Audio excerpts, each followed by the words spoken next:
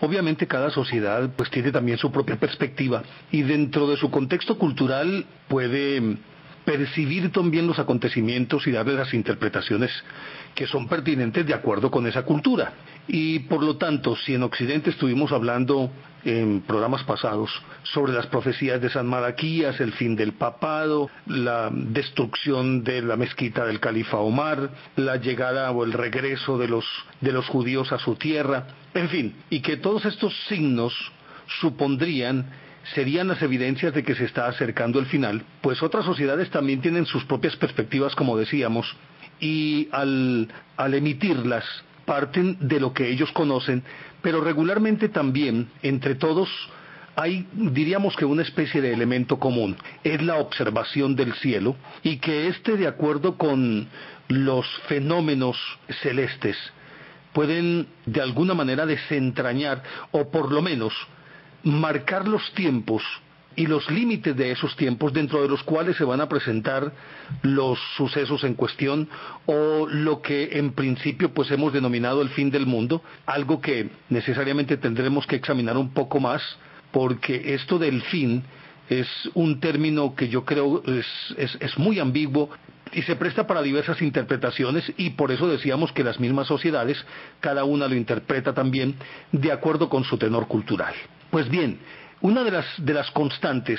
en las que prácticamente coinciden todas las sociedades es que en los últimos tiempos la tierra se sacudirá en dolores de parto, como lo dice bien el Apocalipsis y algunos otros textos bíblicos, y que se entienden como la proliferación de eventos de tipo natural, catástrofes, debacles de diversa índole, tornados, huracanes, tifones, ciclones, terremotos, tsunamis, y a eso agréguele todo lo que usted quiera, pero que tienen que ver necesariamente con movimientos convulsivos de la Tierra o con fenómenos atmosféricos que escapan a todo control del hombre, pero que de alguna manera pueden ser prohijados por el mismo hombre en la medida en que él ha deteriorado el planeta, ha acelerado los procesos naturales como la deforestación, la erosión, la tala, la devastación de los espacios naturales, la forma como se han destruido las selvas, y que esto genera erosión, y la erosión a su vez hace que se arrastren los sedimentos, lleguen a los cauces de los ríos o de los cuerpos de agua,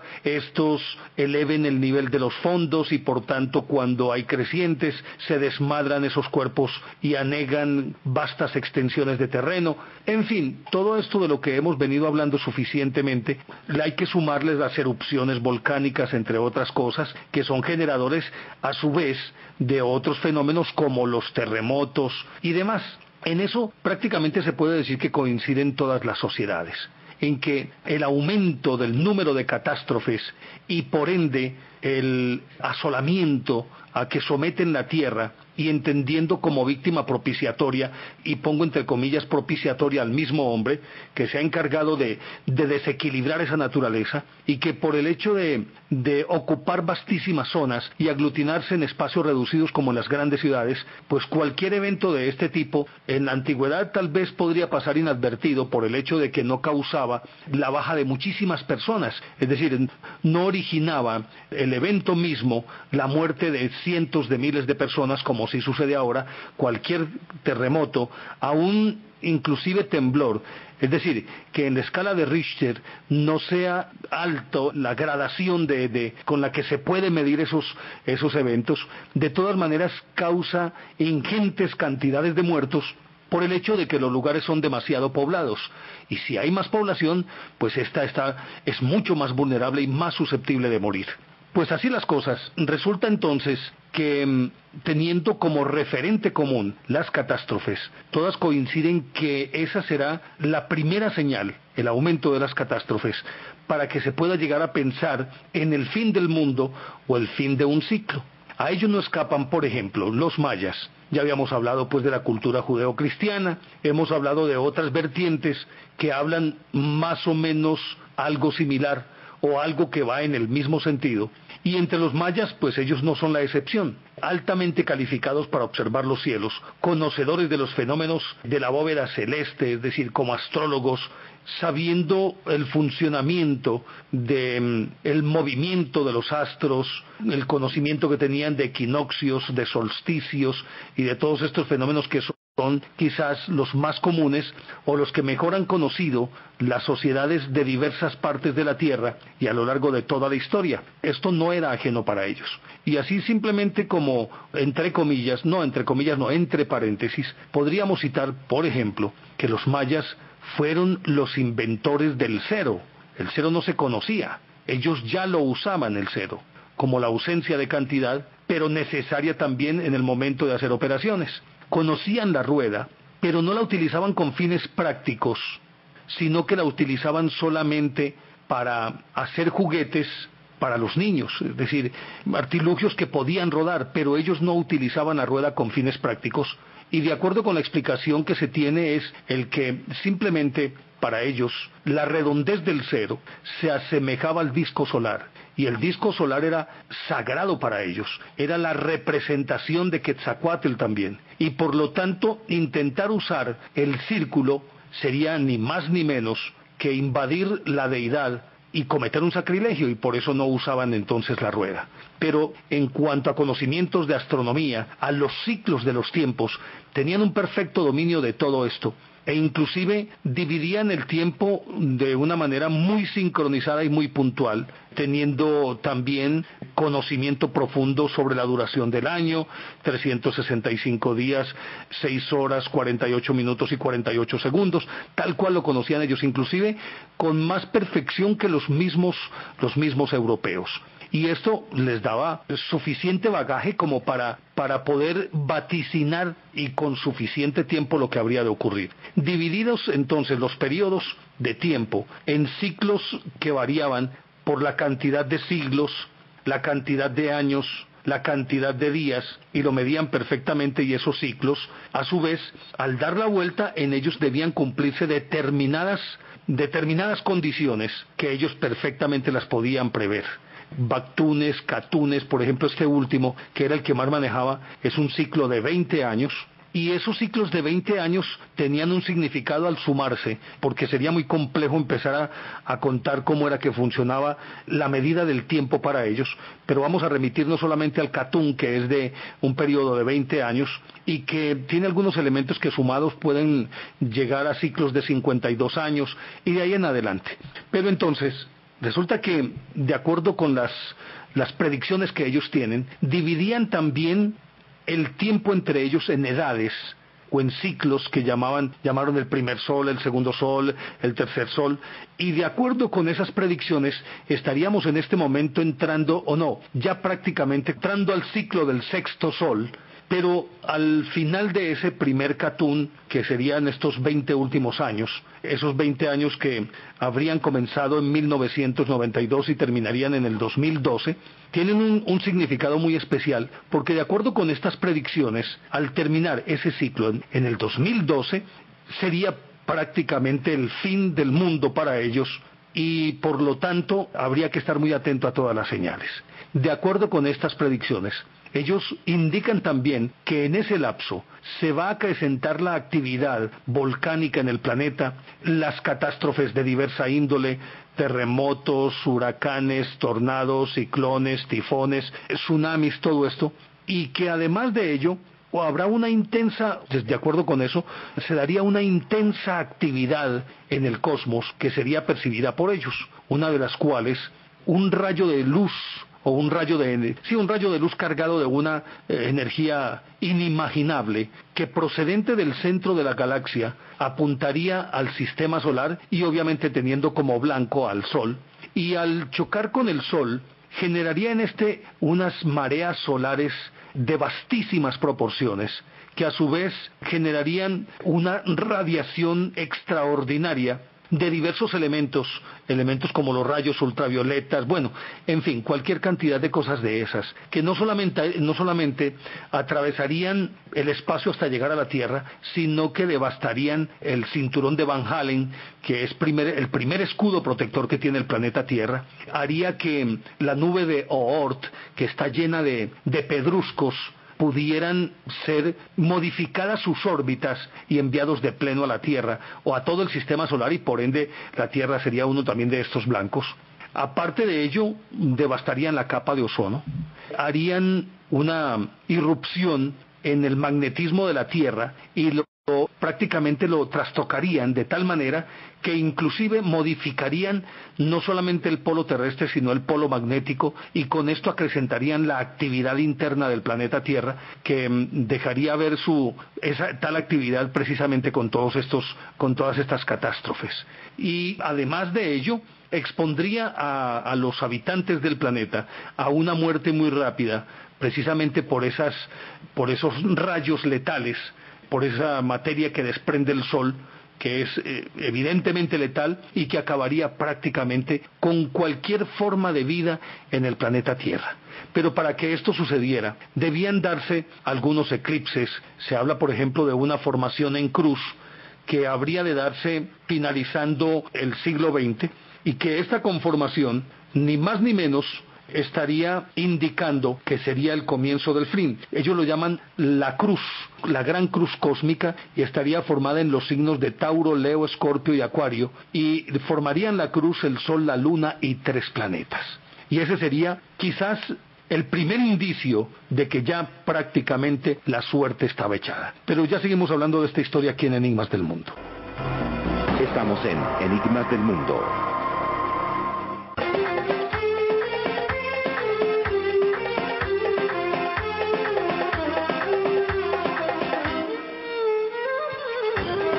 Naturalmente que para los mayas,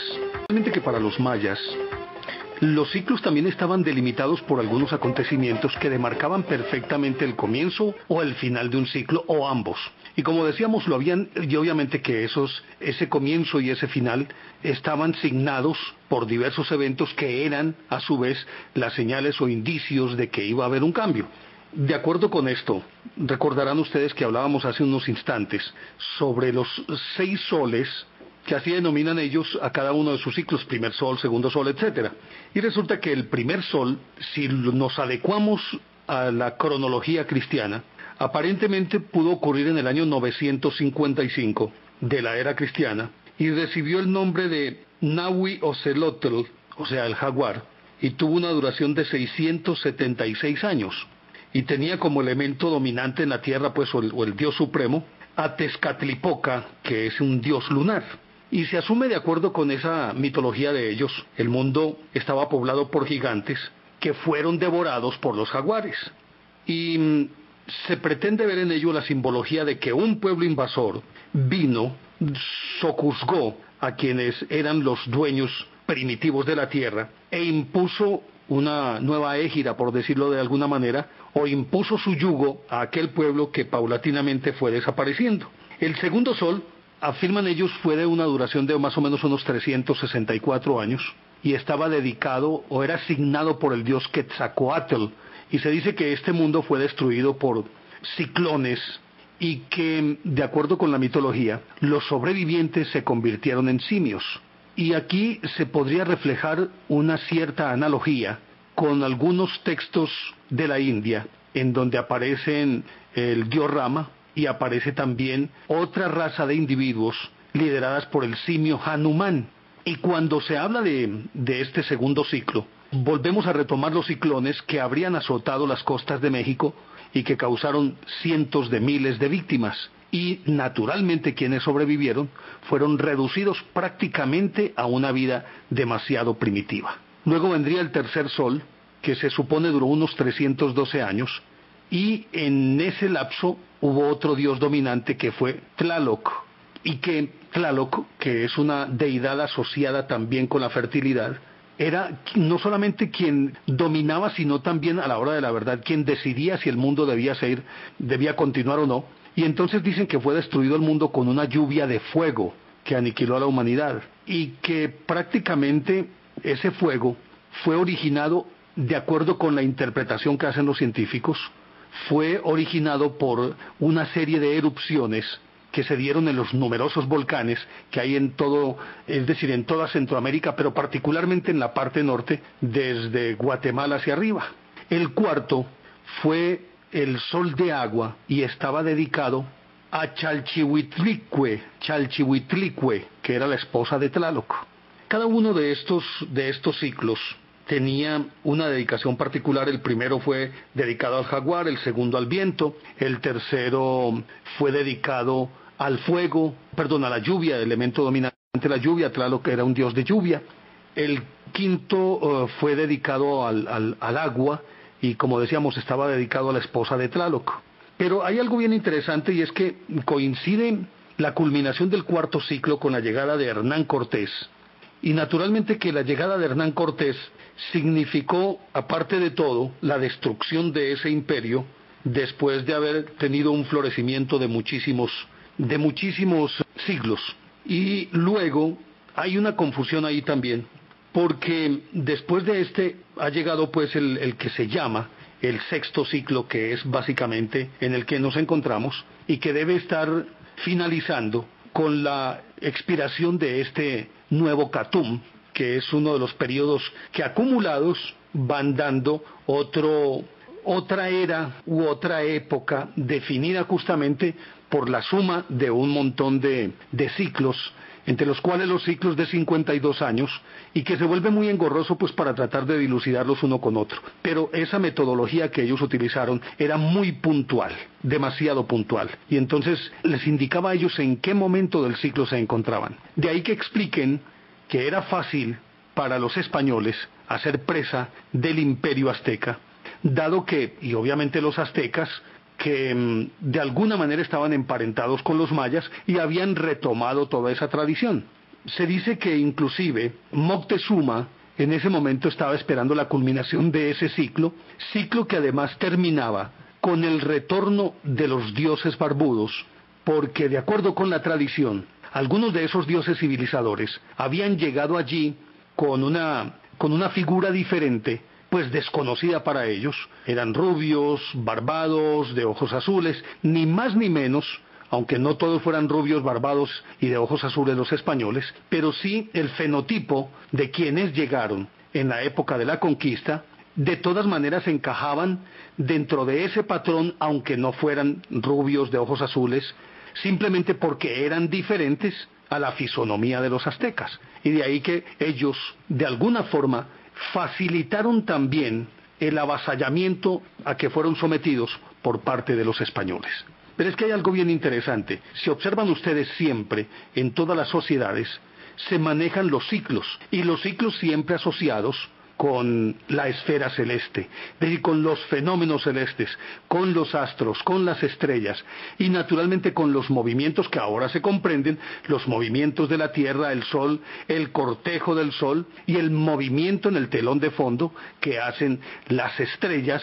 y estas a su vez formando parte de figuras muy particulares que ellos lograron delimitar y que al reconocerlas se convirtieron en constelaciones, tal cual todas las que conocemos, Orión, Sagitario, es decir, los signos del zodíaco. Y estos, dependiendo de la posición en el cielo, pues lógicamente que le indicaban en qué punto del ciclo se encontraban los hombres. Pero aquí habría también que aclarar que no es el movimiento de los astros, sino ellos suponían que era el movimiento de los astros. Pero ahora entendemos que el movimiento de los astros, dada la distancia que media entre nosotros y ellos, resulta que son movimientos casi que imperceptibles, por lo menos en términos de una vida humana. En 70 u 80 años no hay ningún movimiento aparente. Por lo tanto, lógicamente que aquí la deducción apunta hacia el hecho de que es la Tierra y el Sol los que van girando, y que su movimiento, al ser un poco más veloces que los de esos cuerpos celestes que están allá en el telón de fondo, nos indica entonces que somos nosotros los que nos movemos. De hecho, ese fue uno de los principios por medio de los cuales los antiguos lograron distinguir las estrellas de los planetas y de los satélites, porque para ellos existían 7 cuerpos celestes que eran evidentemente manejables por el hecho de que a lo largo de un ciclo ellos podían verlos moverse y completar el ciclo. Naturalmente que esos son el Sol, la Luna, en este caso Venus, Marte, Júpiter y Saturno. Hasta ahí ellos podían verlo y veían cómo dependiendo de la época del año estaban ubicados en una posición X referente a ese telón de fondo de las estrellas, que les permitían por lo menos ratificar el desplazamiento de esos cuerpos celestes. Pero luego pues obviamente que los hombres logran detectar cómo es el movimiento de la Tierra a partir de los solsticios, de los equinoccios, de los que hemos hablado suficientemente, y eso no escapaba a los mayas. Y si no escapaba a los mayas, en Occidente tampoco. Y resulta que desde muy antiguo en Occidente siempre se tuvo una noción de cómo, de alguna manera, y he ahí el porqué, a algunos se les llegó a llamar magos, como el caso de los magos pues de la Navidad nuestra, que no eran otra cosa que astrólogos, hombres de ciencia dedicados a observar el cielo, y de acuerdo con sus movimientos, hacer vaticinios, dependiendo de esos movimientos, pero unos vaticinios que a la hora de la verdad no tenían tanto que ver con el destino personal de un individuo, sino más bien con las condiciones atmosféricas que habrían de reinar en un determinado momento del año, y esto era determinante para poder proyectar las cosechas, los tiempos de siega, los tiempos de almacenamiento, y determinar también el comienzo y final de los ciclos de las estaciones. Y precisamente por eso ellos avanzaron en sus conocimientos, y así como los mayas tenían ya una noción muy clara de cómo funcionaba el cielo, y lograron perfilar todos estos ciclos y llevarlos de una manera tan puntual hacia el vaticinio de lo que habría ocurrir con el planeta, como de hecho lo estábamos diciendo, que en este último cartoon ellos también hablan de una serie de desastres, erupciones volcánicas, de fenómenos de la naturaleza que serán como los indicios, las señales que indicarán que ha terminado ese Catum y que está por comenzar un nuevo ciclo, pero naturalmente que de acuerdo con estas profecías, la culminación de este Catum o de este ciclo, el 23 de diciembre del 2012, es ni más ni menos que el fin del mundo. ¿Pero qué habría de entenderse por fin del mundo? Yo creo que eso es algo que es muy subjetivo, entendiendo que para lo que unos puede ser la eliminación o la desaparición total del planeta, para otros simplemente puede ser el fin de una civilización. Pero ya seguimos hablando de esta historia aquí en Enigmas del Mundo. Ya regresamos, Enigmas del Mundo.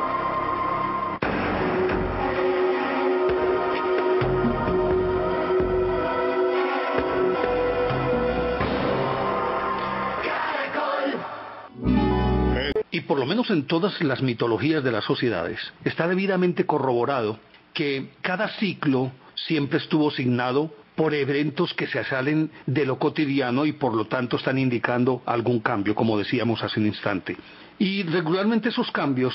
tienen que ver con algunos procesos de ajuste del planeta Tierra, de acuerdo con su magnetismo, de acuerdo con la fuerza de la gravedad, del movimiento de los cuerpos celestes, y que estos a su vez entonces generan como reacciones en cadena erupciones volcánicas, lo que hemos venido diciendo, temblores de tierra, tsunamis, tornados, huracanes, ciclones, tifones, todo lo que ustedes quieran. Y no escapa a ninguna sociedad. Decíamos que para los mayas, el 2012, el 23 de diciembre de 2012, se supone que es el fin del mundo. Resulta que en Occidente ya eso está debidamente catalogado desde tiempos inmemoriales. Y se sabe, y esto para llegar a una conclusión un poquito más adelante, se sabe que al final de una era y al comienzo de la siguiente era, siempre hubo eventos de este tipo. Por ejemplo, se sabe que al finalizar la era de Leo y comenzar la de Cáncer hace unos 10.000 años, se sucedió lo que, aunque no se ha podido comprobar científicamente, y que regularmente se alojó fue en la imaginación, en la fantasía y en la tradición, al parecer hay elementos, si no lo suficientemente claros, sí por lo menos indicios de que en efecto existió. Y nos estamos refiriendo a que en esa época se supone que fue el hundimiento de la Atlántida. Es decir, algún sector dice que es un mito, pero que de acuerdo con los eventos, las informaciones, todo apunta a que de alguna manera existió una civilización superior en aquella época, llámese Atlántida o como la quieran llamar, pero una civilización superior en todo caso, que era la dominante en ese momento en el mundo. Entonces se dice que se hundió la Atlántida, mientras que en el Pacífico se hundía Mu, otra tierra que es legendaria y que todo el mundo habla de ella y los científicos afirman que en efecto existió, pero que todavía pues no hay vestigios que así lo corroboren, por lo menos físicamente, de que allí hubo alguna civilización. Luego, cuando pasó de Cáncer a Géminis, se dice que esto ocurrió hace más o menos unos 8.000 años. Pasó un cometa muy cercano a la Tierra y causó dramáticos cambios en la geografía misma de la Tierra. Y pues ahí hay un libro que escribió un señor llamado Emanuel Velikovsky, en el que habla precisamente de eso, que en aquella época hubo un desprendimiento de una enorme masa de Júpiter y que esta fue arrastrada hacia la órbita de la Tierra y creó un pandemonium, y a ese también el mismo Velikovsky pretende adjudicarle el que por fuerza de gravedad generó un fenómeno que fue el que permitió que las aguas se separaran y llegara Moisés, atravesara Moisés con su gente el Mar Rojo. Pero bueno, esto simplemente para hacer un comentario al margen de todo. Cuando pasó de Géminis a Tauro, pues resulta que fue el final de una civilización, aunque no hay evidencias de que haya existido, por lo menos exceptuando tal vez la explosión de Santorín, creo yo. Creo que no hubo otro fenómeno así lo suficientemente notable y visible como para indicar que terminaba algo y comenzaba otro. Y fue precisamente cuando empezó a eclipsarse el imperio egipcio. Y así por el estilo. Pero he hablado de las famosas eras. Es decir, hablé de Leo el paso de Leo a Cáncer, de Cáncer a Géminis, de Géminis a Tauro, de Tauro a Aries, de Aries a Piscis y de Piscis a Acuario. Pues resulta que este es un ciclo de 26.000 años. Es un ciclo de 26.000 años. Para ser más precisos, una torta de 25.920 años que se divide en 12 porciones de 2.160 años más o menos cada uno. Y que corresponden esas 12 porciones con los signos zodiacales que para muchas personas son determinantes en el manejo de su vida, a través pues de la astrología. Estamos hablando de Aries, Tauro, Cáncer, Leo, Escorpio, Capricornio, Piscis, Géminis, Virgo, Sagitario, Acuario, Libra, y los he hecho de manera aleatoria, no los dije en el orden en que existen, pero son esos. Y entonces sucede que por lo menos desde la época de la historia relativamente conocida, si ustedes observan bien, cada tanto o en cada sociedad siempre ha habido una especie de símbolo o de ícono. El león, que no ha de faltar en algunas sociedades y que se ha retomado en otras épocas, pero que asociado con el sol, era la representación del sol por su color dorado, por su melena y por ser el rey de la selva, se asociaba con la divinidad solar. Y entonces, por lo tanto, en épocas antiquísimas, el león representaba al sol. Cuando todavía estábamos, supongo yo que en el Neolítico, y que entonces las deidades no existían como algo incorpóreo, sino como algo material que era evidentemente incidente en el desarrollo y en el devenir y en la vida diaria de los individuos, y eso es el sol, ni más ni menos. Calienta y puede quemar, nutre las plantas, nutre la tierra. Es decir, el efecto de su acción es evidente en todas las formas de la naturaleza. Y luego de este entonces, decíamos, aparecen otros símbolos que definitivamente marcan la época. Después de esto entonces aparece Cáncer, y recordemos que hay muchas sociedades en las que simplemente se asocia la sociedad misma, ese mismo conglomerado, se asocia con un determinado símbolo. Y entonces Cáncer, en este caso, representaría, ni más ni menos, a las sociedades en las que sus deidades eran dragones, serpientes y cosas por el estilo. Luego viene otro que es Géminis, que se caracteriza por los gemelos, pero ya vamos a explicarlo todo. Luego viene el toro, que aparece también en muchas sociedades. Luego aparece el carnero. Para explicarlo de esta manera, resulta que cada uno de estos símbolos signa una determinada época, en este caso compuesta por 2160 años.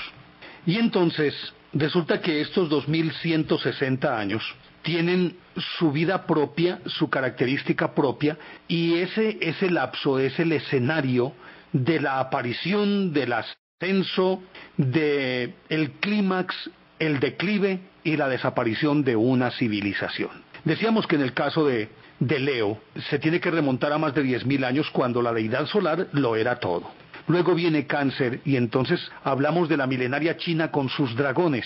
Luego aparece Géminis, y entonces tenemos la fundación de Roma, los mismos griegos con sus gemelos Castor y Pólux, Rómulo y Remo, y que el símbolo son precisamente los gemelos. Luego de este aparece Tauro, y entonces en Tauro estamos encontrando a los toros de Babilonia. Estamos hablando de el culto también al toro en Egipto, que es el buey Apis,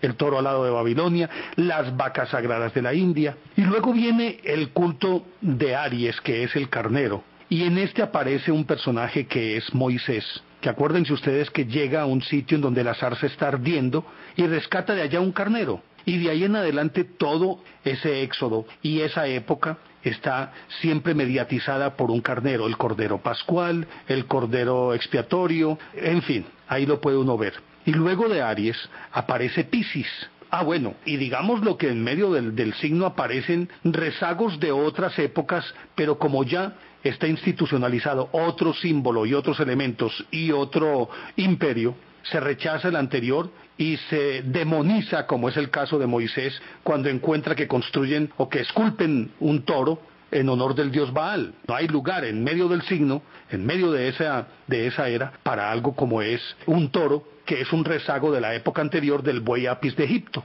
Y luego viene Piscis, que es personificado por el mismo Jesús. Miren que Jesús es un pescador de hombres, sus discípulos todos son pescadores, el Papa porta un anillo que es el anillo del pescador. Recuerden que el primer símbolo que tuvieron los cristianos era el pez y no la cruz. La cruz vino a aparecer después del 312, tras la batalla del puente Milvio entre Magencio y el emperador Constantino el Grande, que ahí fue cuando él oficializó la cruz como símbolo del cristianismo, pero antes siempre fue el pez. Pero ya seguimos hablando de esta historia aquí en Enigmas del Mundo. Estamos en Enigmas del Mundo.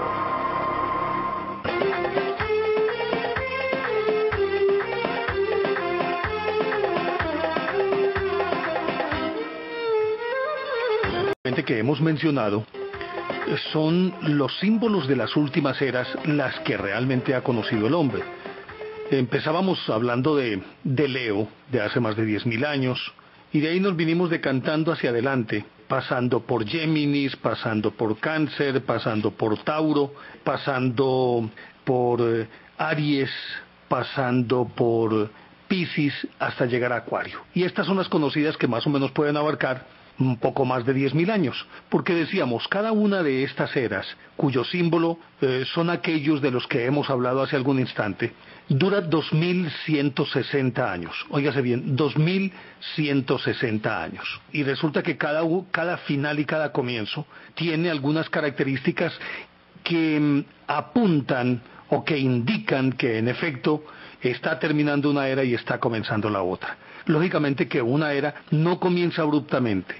ni termina abruptamente. No hay, dijéramoslo, el corte para partir de cero, sino que se van dando una serie de elementos, de fenómenos, de síntomas que van indicando que una era está terminando y está comenzando la otra. Pero de eso creo que podemos hablar un poco más adelante, porque ahora queríamos detenernos un poco más en cómo funciona esa mecánica de las eras. Ahora estamos hablando de que estamos ingresando en Acuario, más o menos hay una cierta tendencia a aceptar que Acuario empezó en los años 50, 1950, 1952, es decir, prácticamente en ese decenio de los años 50. Lo que sucede es que el sol siempre sale por oriente todos los días, y luego de hacer su recorrido a lo largo de todo el año, vuelve al punto de partida. Es decir, sale y a los 30 días pasa de una constelación a otra, a los 30 a otra constelación y a otra constelación, hasta completar el ciclo de las 12 constelaciones. Una vez que termine el ciclo que conocemos como el año, resulta que vuelve al punto de partida que se llama el punto vernal. Y se llama punto vernal porque es el comienzo de la primavera y está determinado por el equinoccio de primavera, que es el 21 de marzo. Se supone entonces que, si bien es cierto, él se va adelantando y da la vuelta, al volver debería salir ese día de primavera, el punto vernal, debería salir exactamente en el mismo sitio. Pero resulta que hay un fenómeno bien interesante, y es que por una suma de fenómenos muy complejos en los que interactúan todas las fuerzas universales, gravitación, bueno, todo esto, resulta que no sale en el mismo sitio ni un poco más adelante, que podría ser lo lógico, que saliera un poquitito más adelante de donde antes había salido. Pues resulta que no,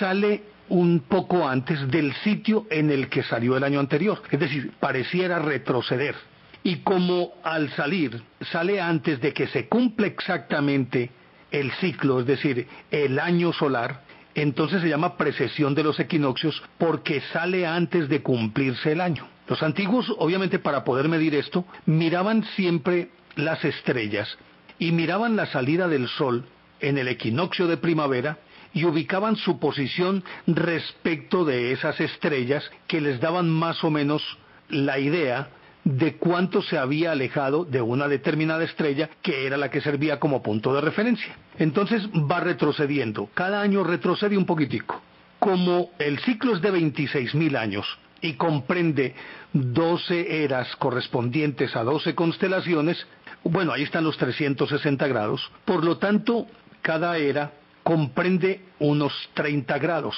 Es decir, cuando el Sol empieza a retroceder, retrocede un poquitito, a razón de 1 grado por cada 72 años. Al cabo de 2160 años, él ha retrocedido 30 grados y está pasando a la otra constelación. Porque contrario a lo que sucede con esto de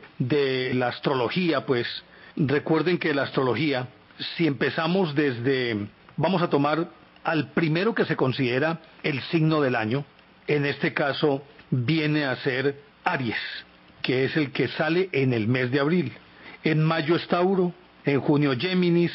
en julio Cáncer, en agosto Leo, en septiembre Virgo, en octubre Libra, en noviembre Escorpión, en diciembre Sagitario, en enero Capricornio, en febrero Acuario y en marzo Piscis. Así funciona pues en la astrología. Pero resulta que en la precesión de los equinoccios va es al revés. Si hacen el conteo hacia atrás, encontrarán que las últimas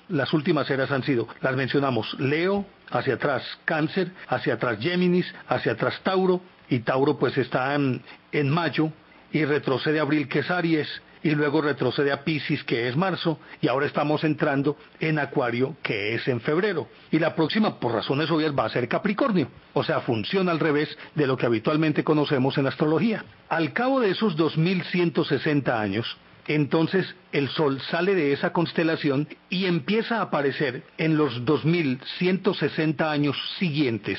en el equinoccio de primavera, y ese es el determinante de la era, siempre va a aparecer en esa constelación o frente a esa constelación. En este caso está comenzando, en estos próximos 2160 años, cada vez que se cumple el año solar y vuelve al punto vernal, es decir, al comienzo del año cósmico en el equinoccio de primavera, por los siguientes 2160 años va a salir siempre en Acuario, pero retrocediendo hasta alcanzar a Capricornio. Y resulta que, vistas así las cosas, siendo un ciclo de 26.000 años,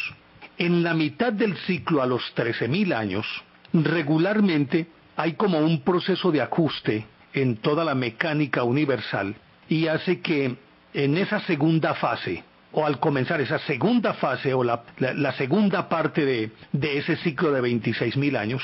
se suceden hechos mucho más catastróficos que los que habitualmente señalan el final de una era y el comienzo de otra. Que como decíamos, hay en algunas que a lo mejor no son tan notables esos hechos, pero al final de cuentas son incidentes. La salida de los esclavos de Egipto y el paso del Mar Rojo, de entrada ya es un hecho inusual. Y luego, cuando viene Jesús, es un cambio total en cuanto a la concepción filosófica, a la ideología, al pensamiento y a la actuación del ser humano, y se marca por la destrucción no solo de Jerusalén, sino prácticamente de todo el pueblo judío. Entonces, con todas estas cosas, si bien es cierto, son hechos que son notables, incidentes, y de gran despliegue, son menos portentosos que lo que ocurre cada 13.000 años. Y ahora está aconteciendo, de acuerdo con las profecías mayas, de acuerdo con las profecías milenaristas, y de acuerdo con otros estudios, de acuerdo con Nostradamus, de acuerdo con Parravicini, de acuerdo con Edgar Cayce, de acuerdo con Jane Dixon, de acuerdo con las profecías de San Malaquías, las supuestas profecías de Juan 23, todo apunta o que va a terminar el ciclo de 26.000 años cuando esté concluyendo Acuario, o va a darse la mitad del ciclo, el de los 13.000 años. Eso todavía no lo han podido dilucidar bien, pero va a ocurrir algo. Y es aquí entonces donde viene el pensamiento de lo que puede suponerse es el fin del mundo. Y aquí tendríamos que entrar a analizar ya otros elementos para determinar si en efecto es el fin del mundo o no lo es. Y tiene que ver con que cada una de estas eras, en ella se desarrolla toda una sociedad, una civilización que alcanza una época esplendorosa, un clímax, y luego viene la decadencia. Y lo decíamos, se supone que la Atlántida desapareció hace 10.000 años, luego vinieron otros pueblos que pudo perfectamente, de acuerdo con los estudios que se han hecho, pudieron ser los de Jericó o los mismos troyanos, porque se supone que los troyanos, la guerra de Troya fue hace más de 6.000 años, no tan acá. Luego viene el imperio egipcio que se desmorona a los 2.000 años, emerge el imperio romano que se desmorona a los 2.000 años, y ya comienza el cristianismo, que es el que está signado por el pez y por Jesús. O sea, cada uno produce un pensamiento, una religión, una cultura, una política, una forma de ver las cosas y un desarrollo tecnológico que es característico de cada una de esas dos eras, correspondiéndose naturalmente con su momento histórico. Por lo tanto, se puede hablar, inclusive tal vez de manera metafórica o figurada, o se puede hablar también literalmente, de un fin del mundo entendido como el de la sociedad que en ese momento es hegemónica. Pongo esto como ejemplo. Cuando se dio el diluvio universal, que se corresponde más o menos con la época de Leo, se habló de que fue el fin del mundo, que se acabó el mundo, se acabaron los seres humanos, es decir, se acabó todo. Pero resulta que no, se acabó una civilización, pero la Tierra permaneció intacta. Es decir, a pesar de estos eventos catastróficos, la tierra volvió y se recicló, revivió, se reverdeció, se remozó y vino otra sociedad para apoderarse de ella. Lo lógico era que para ellos el fin del mundo fuera el diluvio universal, porque se remite exclusivamente al mundo que ellos conocían, en el que ellos vivían en ese momento histórico. Como por ejemplo, para reforzar esta idea, cuando se presentó la peste en Europa, el brote de peste más bravo de toda la historia, que empezó en el año de 1333 y acabó en 1347, empezó la primera etapa en China y apenas en Europa vino a entrar por allá en 1343 más o menos. Pero resulta que cuando terminó en 1347, había acabado con la tercera parte de la población de la Tierra, era lo que decían en Europa en ese momento. Pero naturalmente que ellos no sabían que existía América, no sabían que existía Australia, inclusive tenían una noción muy vaga de África. Entonces para ellos la desaparición de la tercera parte de la población del planeta se remitía exclusivamente a la población en cuya zona de influencia estuvo la peste. Es decir, la peste avasalló Europa y a parte de Asia. Entonces para ellos los que murieron eran los que ellos conocían, por tanto era el mundo conocido. De ahí que entonces se llegue a pensar que cuando se habla del fin del mundo, necesariamente se tiene que pensar si es la destrucción física, literal del planeta, o es la desaparición de una civilización. Pero bueno, creo que eso ya va a ser tema de nuestro próximo programa, porque queremos contarles otras cosas de cómo funcionan esos ciclos de las sociedades. Pero será en el próximo programa porque se nos ha agotado el tiempo. Así que por ahora muchísimas gracias. A don Octavio Gallo, muchísimas gracias en el sonomontaje. A ustedes por la compañía y nos encontramos en una semana porque el próximo domingo será otro cuento. Caracol Radio, Enigmas del Mundo, Néstor Armando Alzate.